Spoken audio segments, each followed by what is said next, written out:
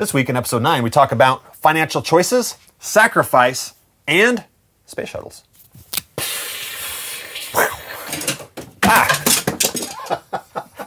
That just happened. That was pretty good. You want to do that one more time, just for fun? Sure.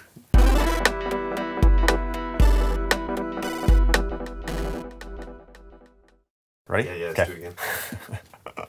Let me get my game face on. And action. I'm gonna laugh. Welcome to I Love Real Estate Stories, episode number 19, From the Trenches. This is a show where we give you a behind-the-scenes look at the life of a real estate entrepreneur, showing you what's possible and teaching you along the way. Our voices sound so similar. I bet you people won't even notice that I was like lip syncing it and you were saying it off camera. Nobody's even gonna know. Nobody's gonna know. Hope you guys liked last week. I showed you guys my Disney cruise. I know it had nothing to do with real estate. Thank you for indulging me, but it did have to do with kind of fun for people. It's pretty cool. Am I right? I mean, yeah, it's cool. Well, it's what I did that week, so yeah. I got to give you guys an inside look. That was a true behind-the-scenes look. But this week, I want to talk a little about something a little bit different. I love talking to people about their specific situations, and I get it a lot from friends or new friends that just ask me for my advice on their situation.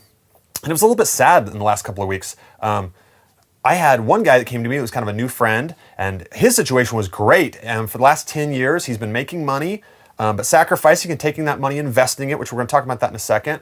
And his outlook is great. I mean, he lives on passive returns, and he still has a great active income as well. So I was younger guy or he was early 30s, mid 30s. Wow, very cool. But then there was another guy. The sad part of this was another friend of mine who I hadn't caught up with in years, but we linked up again. And he said, "What are you doing?" And he said, "You still doing that real estate thing?" And I said, "Yeah, I'm still doing the real estate thing."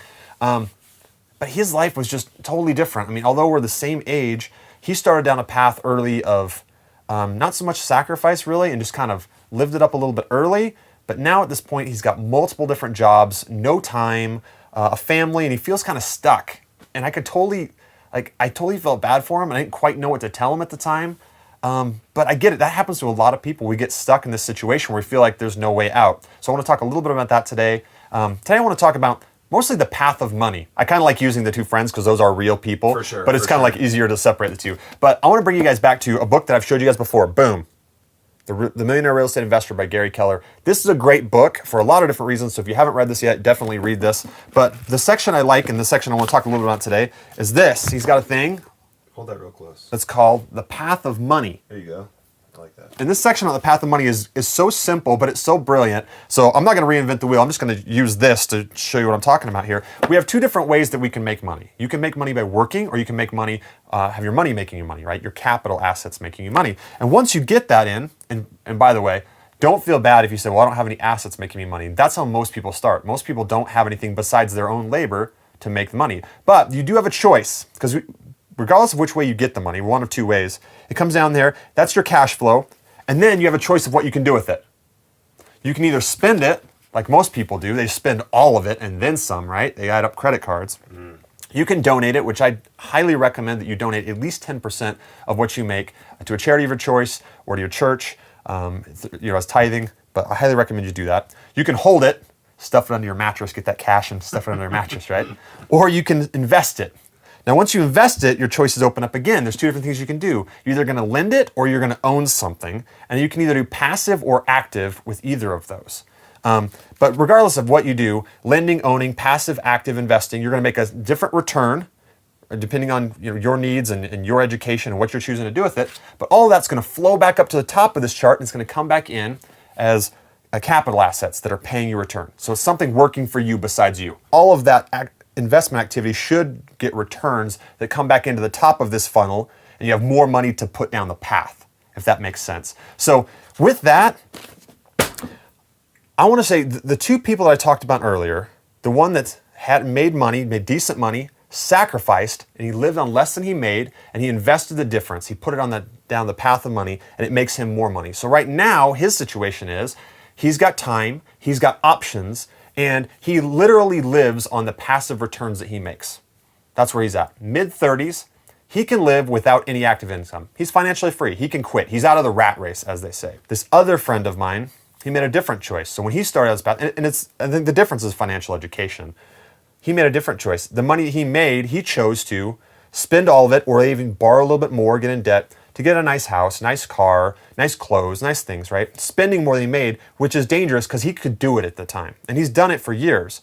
But he doesn't have anything extra, and the only thing working for him is him, and he has 3 jobs, and he has nothing more coming back into the top besides what he can do. And he's only got so many hours in a week, and now he's a little bit older, multiple jobs, wife and kids, stuck a little bit, he feels like, and it's harder for him to get out of that vicious cycle. So I want to relate this to you guys this way. There's going to be a period of sacrifice in your life, but you get to choose when that period of sacrifice is. If you choose to sacrifice early by taking the money and only living on a fraction of it, even though you made more, and you invest that difference, it's going to pay you those dividends, and you will not have to sacrifice as much later. And here's the example I want to give you. I think it's a good example of this.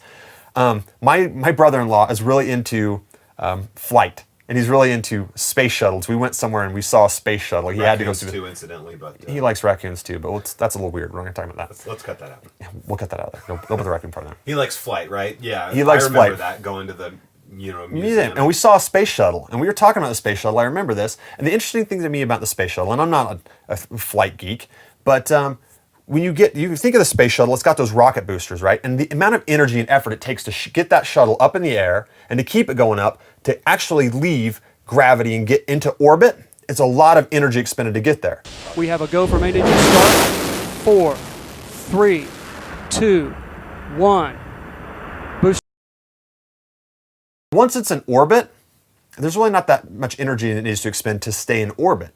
So I want to say that with our financial lives, with the path of money, it takes a lot of effort and sacrifice to make money, to work hard, to get that money, and to sacrifice with it to get your shuttle up. Working against gravity. Working against gravity. You've got to have that period of sacrifice. But once you can break through that gravitational pull, now you're in a situation where you can float a little easier. It's not that hard anymore. If you have money, I mean, people have said it before, well, if I had $1 million, it takes money to make money, and that's so true. But how do you think that people got that money?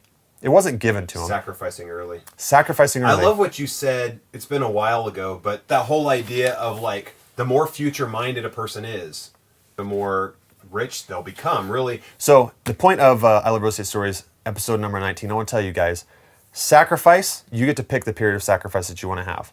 But I want to tell you guys, if you're in a situation that you don't like right now, if you feel like you're stuck like my friend was, what you need to do is make a change.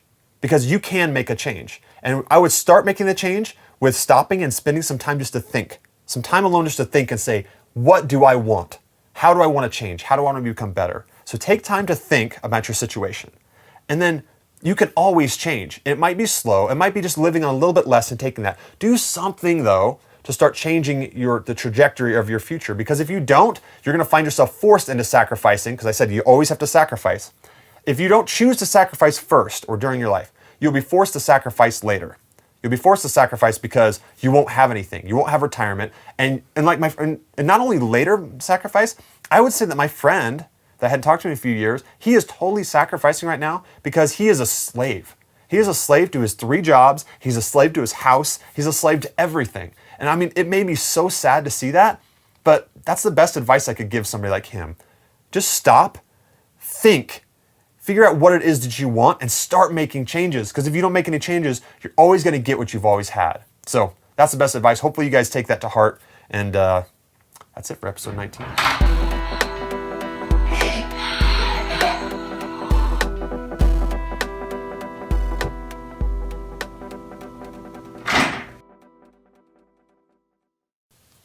$20, $30, $40, yep. Yep. And 30s is not too late, for sure. I'm not old, I'm 30s. 30s. And cut. We're gonna have to cut a lot of stuff out. I don't know. I rambled a lot. Dude, that was, Ramble. between like going black and white and stuff, you should put this on, but yeah, that was only like 10 minutes. We're good. Yeah, just shave it down, right? Yeah. Show a lot of the B-roll, path of money and stuff.